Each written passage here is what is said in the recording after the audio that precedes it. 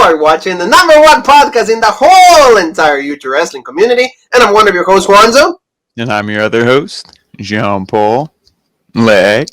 And together we are Raw Break. And welcome, family, to another episode for NXT UK, the best show in the WWE. Great wrestling, great storytelling, intensity, drama, and especially extreme great athletes, like giving us the best wrestling in the WWE, like I said. So, we're going to be talking about all this show. Pretty good, and like we always mention, like each show doesn't even like have like the guys from the show before. It's always different guys. It's always new stories. Kind of like the development is like through like video packaging. We haven't heard from Walter yet.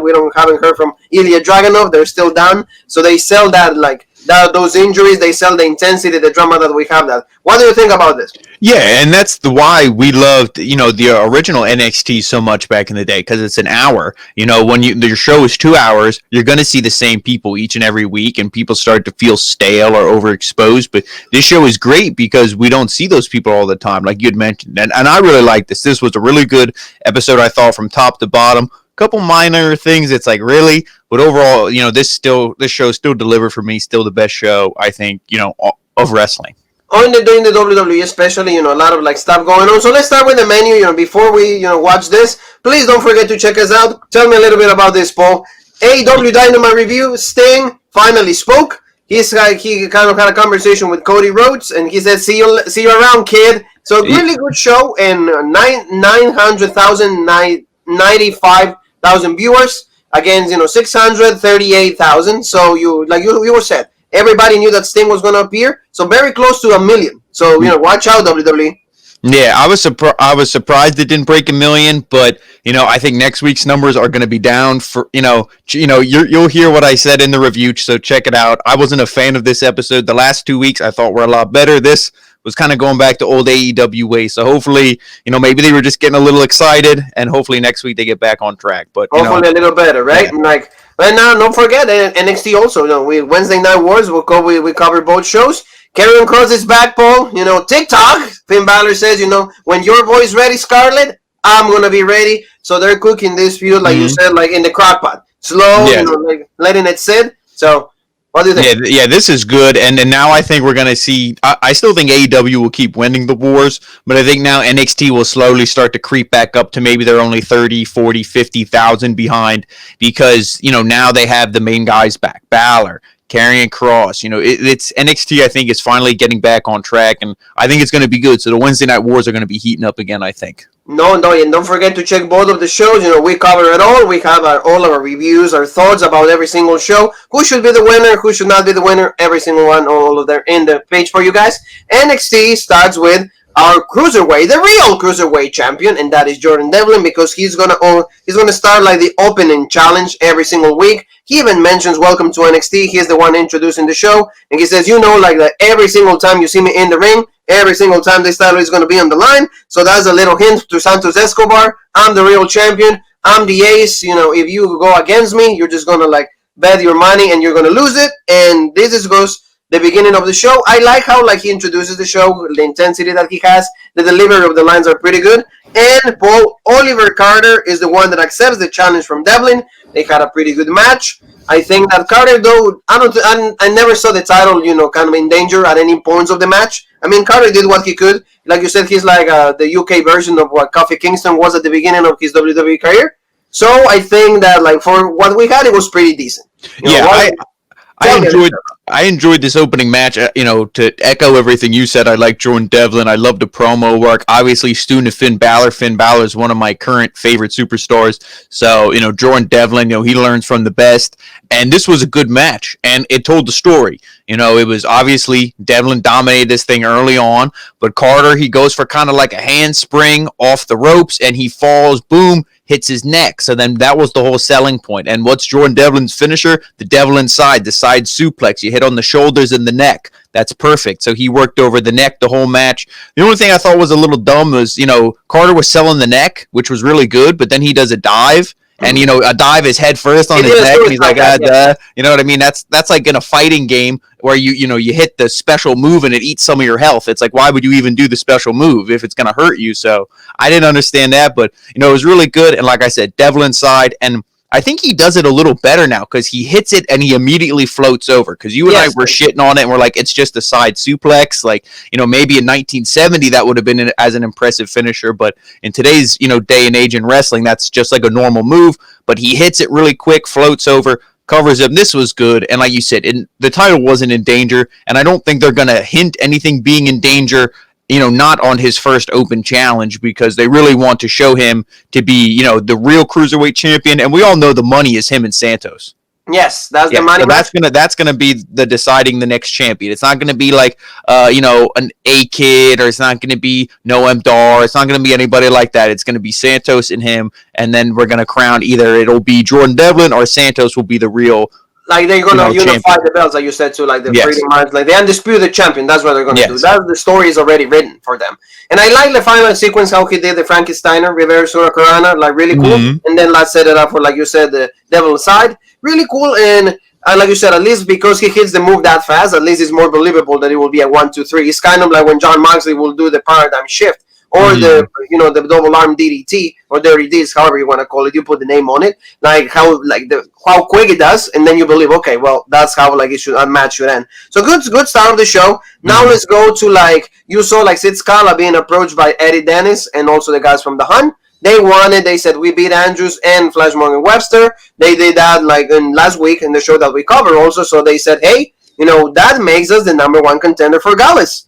So, they put a little pressure on Scala, and well, so let me call the GM, because the GM is never there, and you guys, why? Because the guy is a little older, so maybe because of COVID things, they want to prevent the guy from being there, so pretty much Sid is the one that is running the show. So he's confirmed for next week, tag team championship match, first time ever since the return, they're going to have a tag team championship match, Gallus against the Hunt. Your thoughts on this? I really like this, and if this match... I hope it's not, let's have an interference, let's a DQ kind of deal. If it goes clean, as much as I like Gallus, I love the theme song and everything. I think you got to give it to the Hunt. You got to, do. The Gallus was the champions for how long? Unfortunately, a lot of that was, when the show wasn't on the air due to, every COVID and everything. But the Hunt with Eddie Dennis, you're telling this story, you're building these guys. You got to give them the belts, I think. That's my prediction, but I could easily see this, maybe Pretty Deadly comes in, they cause an interference, something like that. I could easily see that happening. I hope not. I hope it's clean. I hope the Hunt goes over, and, that's my pick, but we'll see what they do. I think that if they will do that, that will make the Hunt and Eddie Dennis the most powerful, stable on NXT UK. So if they do that, fine, because like you said, Gallus is not doing anything with the titles anyway.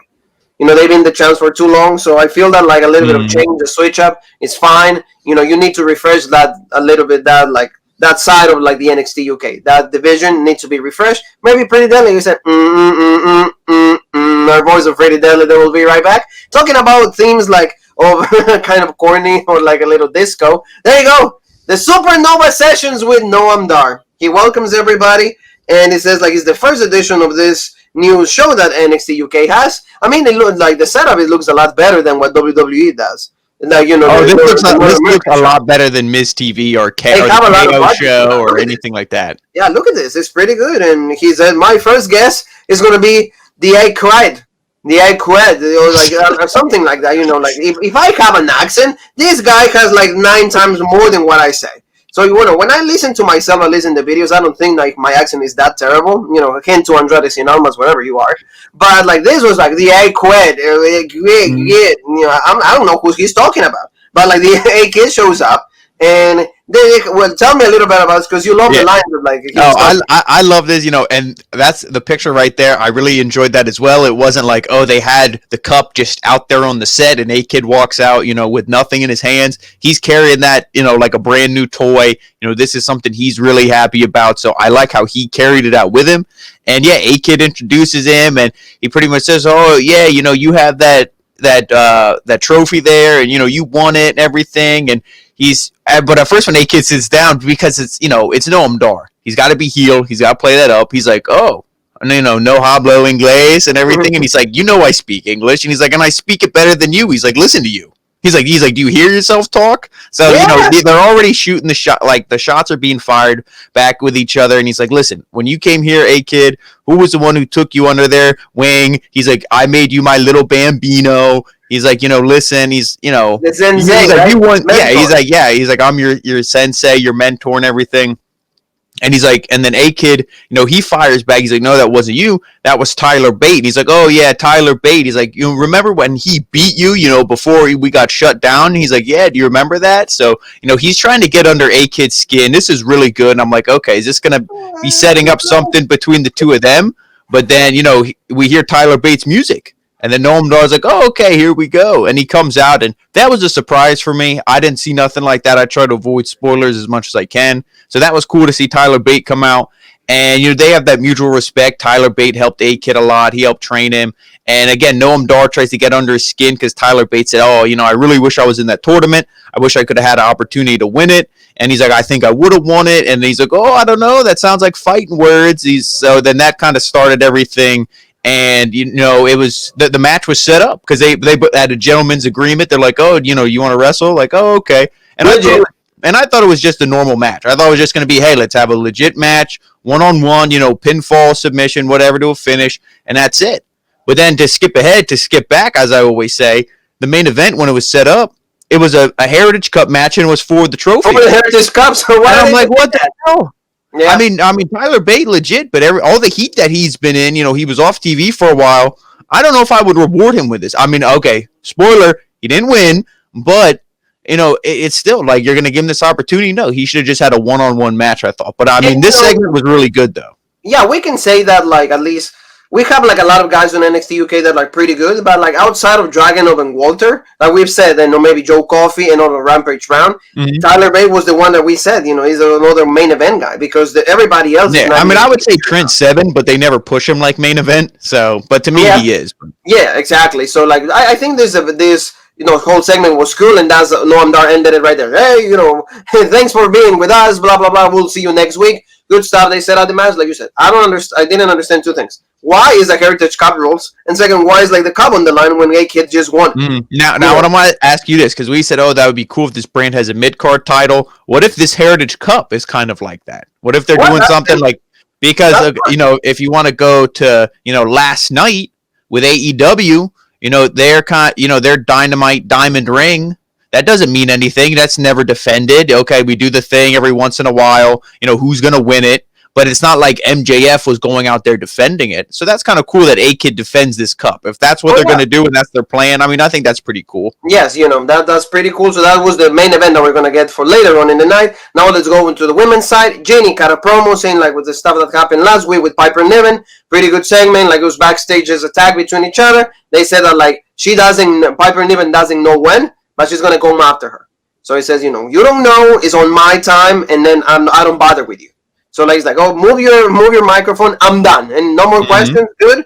So like we see that like they're gonna keep fighting, and that's gonna be like a in the meantime feud because we always said that like Eva Valkyrie is gonna be the number one contender for KDDA. So we'll see what happens on that. So moving on with the women's, we had a match. Nothing really great out here, but we got Xia Brookside. Xia Brookside was fighting Isla Dawn.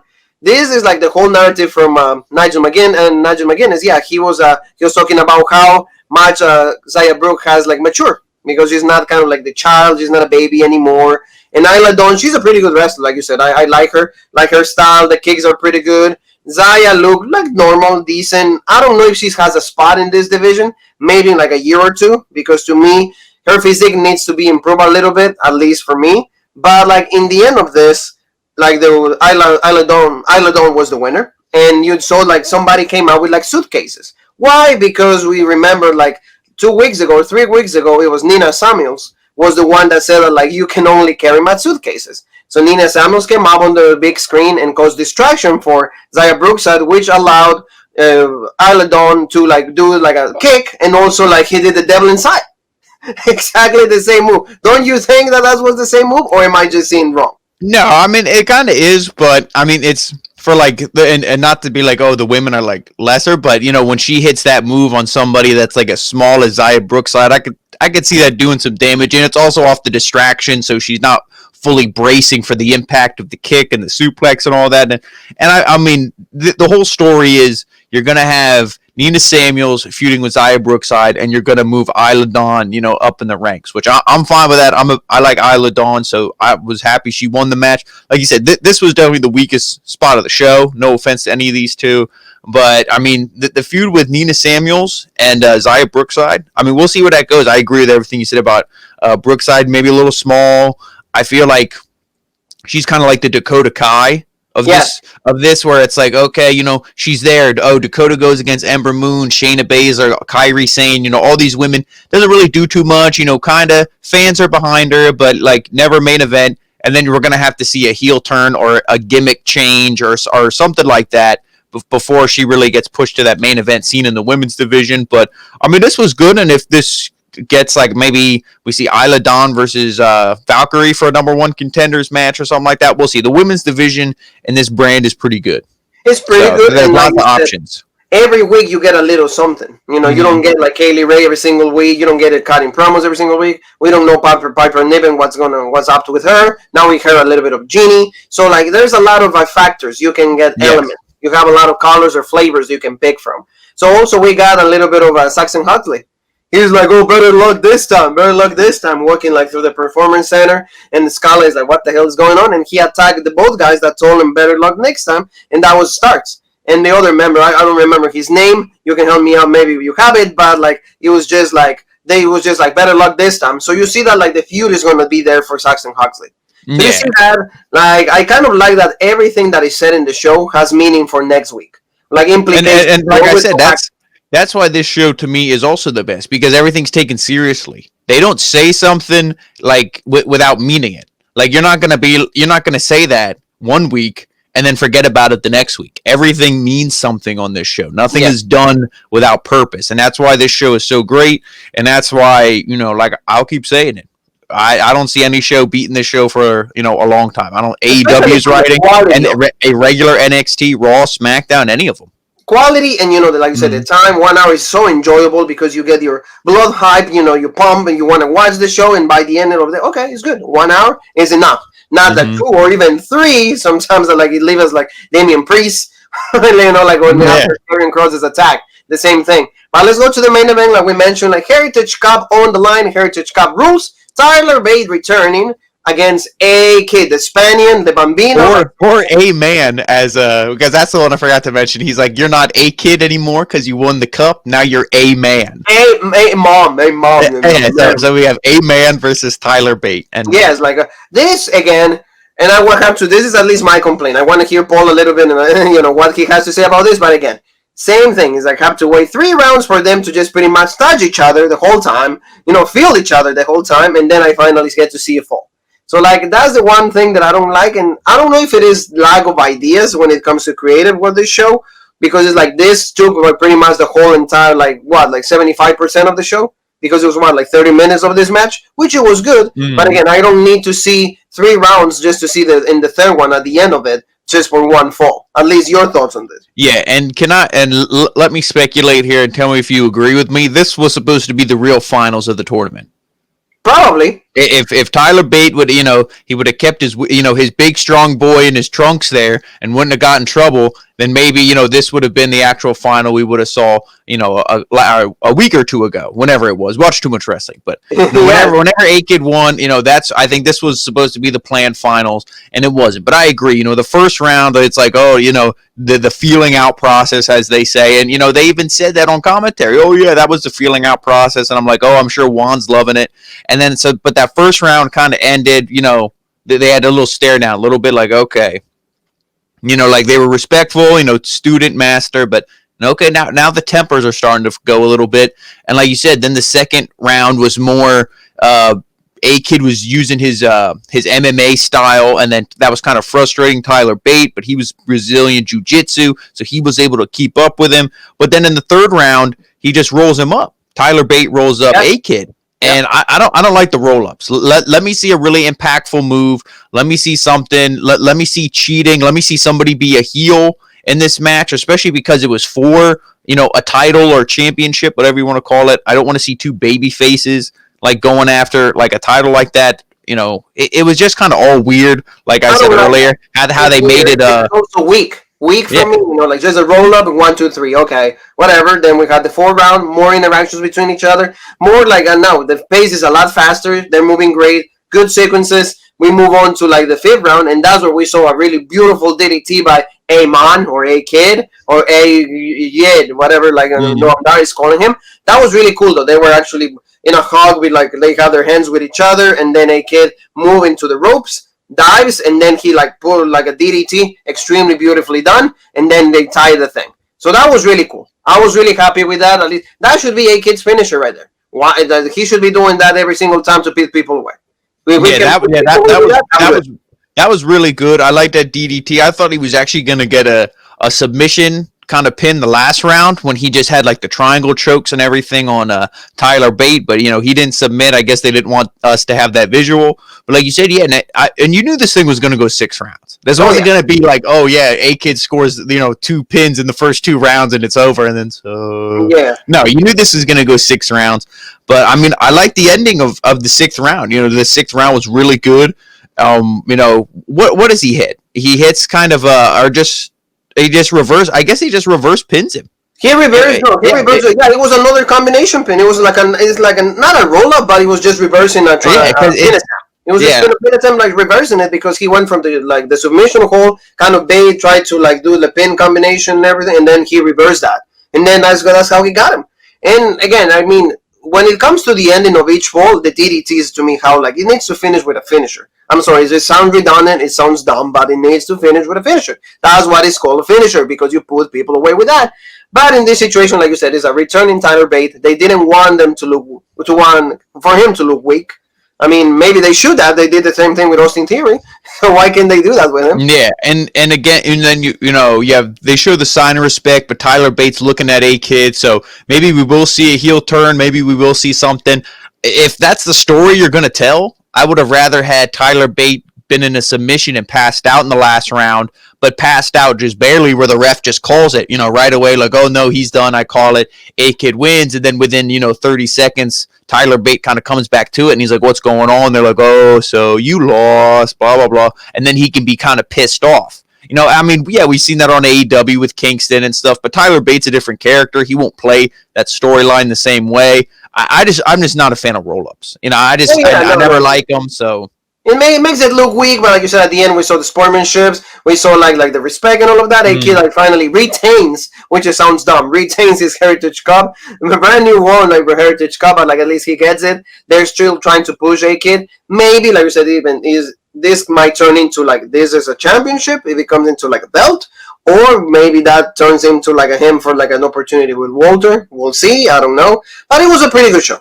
And like there's little things like no show is perfect in the world. But like those little things that we can tweak, it should have been even a lot better. But we're waiting to see what Walter's been. We're waiting to see Ilya Dragunov's been. We want to hear from him. We want to hear from Kaylee Ray, Piper Niven, what's going to happen. Maybe hear a little bit of Eva Valkyrie. So like those are the stuff that like maybe next week we're going to get, and then the show is going to get even more intense and more. We're going to be more eager to watch it. Exactly. I'm looking forward to it. I really enjoyed this episode, and like everything you touched on, I'm excited to see. This is the best show in wrestling, and I can't wait to watch next week. Yeah, exactly. Easy to watch. That's the word. Easy to watch. So thank you, family, so very much for being with us, for the love, subscriptions. We're really excited. It's been a pretty good year, 2020, when it comes to us. We're really humbled that you're supporting us every single time. Our brand keeps growing, and that's for every single one of you. So, Paul, remind everybody where they can find us.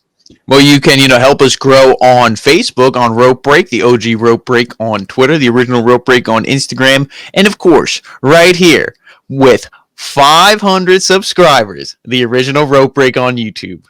Thank you so very much, family. We're going to keep growing with your help. Next time that we'll see just together is going to be on WWE Friday Night Smackdown. We're not going to be as intense, We're going to be talking a little bit about, we kind of like there's information about some of the main event matches for WrestleMania. Is that what's going to happen? Goddamn, we're not going to be covering that. No, we will do it for every single one of you. So, Jean-Paul, you and me have one more thing that is left to say, and that is...